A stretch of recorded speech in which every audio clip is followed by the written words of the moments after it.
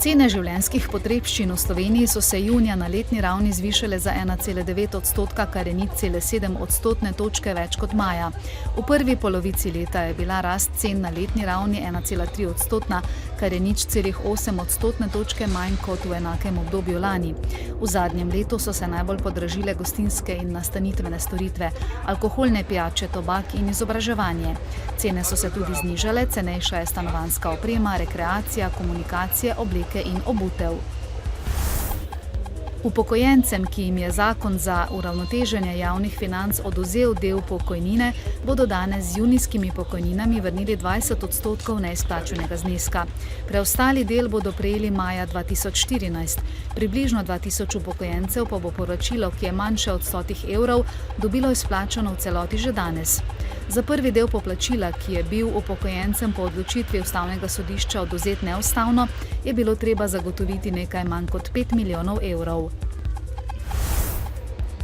Za zaposlovanje mladih bo v evropskem proračunu za obdobje 2014-2020 na voljo vsaj 8 milijard evrov, ne le 6, kot je bilo sprva načrtovano, je po koncu prvega dne vrha EU v Bruslju povedal predsednik Evropskega sveta Herman Van Rompuy. Poudaril je, da boj proti brezposelnosti mladih ni misija nemogoče. Slovenijo je maja obiskalo več turistov. V turističnih nastanitvenih objektih so maja po podatkih Državnega statističnega urada na letni ravni namreč zabeležili 11,5% več prihodov turistov.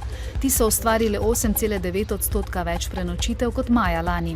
Največ turistov je prenočevalo v zdraviliških občinah, sledile so obmorske in gorske občine. V maju je največ tujih turistov v Slovenijo prišlo iz Avstrije, Nemčije, Italije in Rusije.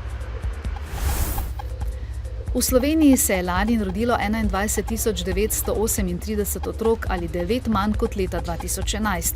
Naravni prirast je bil lani že 7. leto zapored pozitiven, rodilo se je 2681 prebivalcev več, kot jih je umrlo. Po podatkih statističnega urada se trendi odlaganja materinstva, poznejših porok in manjših družin nadaljujejo. Otroke imajo manj najstnic in žensk v zgodnjih 20 letih, narašča pa delež žensk, ki postanejo matere v svojih 30 letih. Od vseh žensk, ki so rodile lani, jih je bilo 54% starih 30 let ali več, pred 3 desetletji pa je bilo takih 17%. Več sonca bo kot danes, vendar bodo predvsem popoldne znova nastale krajevne plohe. Temperature bodo sprva od 7 do 12, ob morju 14, čez dan od 19 do 24 stopinj Celzija. V nedeljo in ponedeljek bo po večini sončno, popoldne bodo krajevne plohe. Postopno bo malo topleje. Danes v Dnevniku televizije Maribor. Na skupščini Perutnine Ptuj uprava delničarjem pojasnjuje več kot 7-milijonsko izgubo. Na mariborski medicinski fakulteti so te dni za domače in tuje študente organizirali tečaj z področja simulacij. Vstop Hrvaške v Evropsko unijo bo olajšal življenje na obeh stranih meje, kako se bo življenje spremenilo za turistično kmetijo pri Zavrču. Novice Štajerske, Pomurja in Koroške ob 18.